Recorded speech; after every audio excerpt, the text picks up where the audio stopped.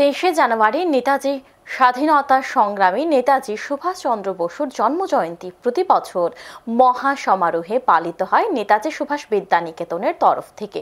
সহযোগিতায় থাকে বিদ্যালয় শিক্ষা দপ্তর। রাজধানীতে বের হয় শোভাযাত্রা। এবছরও এর ব্যতিক্রম হবে না। ইতিমধ্যে স্কুলে শুরু হয়ে গেছে প্রস্তুতি। ছাত্রছাত্রীরা প্রস্তুতি শুরু করে দিয়েছেন। শুক্রবার এই বিষয় নিয়ে কথা বলেন বিদ্যালয়ের সহকারী প্রধান শিক্ষিকা বর্ণালী মজুমদার। সঙ্গে ছিলেন পরিচালন কমিটির সভাপতি তপন চক্রবর্তী সহ অন্যান্যরা।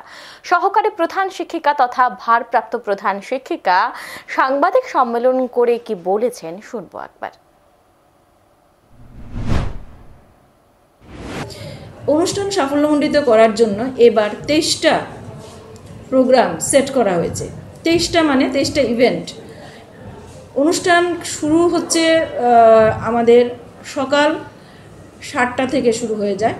সকাল 7টা থেকে প্রস্তুতির পর্ব শুরু হয়ে যায়। কোনো ক্লাস হয়তো 4টার সময় আসে, কোনো ক্লাস 5:30, কোনো ক্লাস 6টা, এইরকম প্রস্তুতির পর্ব শুরু হয়ে যায়। আমাদের এই দিনই রাত্রে আগের দিন রাত্রেও চূড়ান্তভাবে প্রস্তুতির জন্য বিভিন্ন গাড়ি সাজানো থেকে শুরু করে সমস্ত রেডি করা, স্টেজ রেডি করা, সমস্ত কিছু হতে থাকে।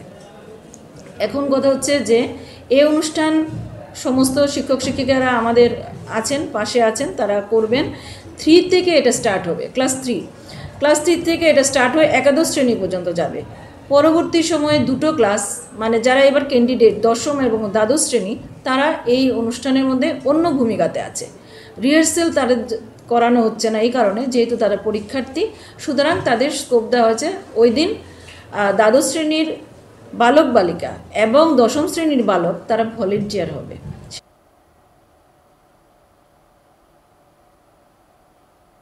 পর্ষদের পরীক্ষার্থী হওয়ায় দশম ও দ্বাদশের পড়ুয়াদের নিয়ে মহড়া করানো হচ্ছে না। তাদের স্বেচ্ছাসেবকের দায়িত্বে থাকবেন অনুষ্ঠানের দিন। এখন সময় বিরতির সঙ্গে থাকুন।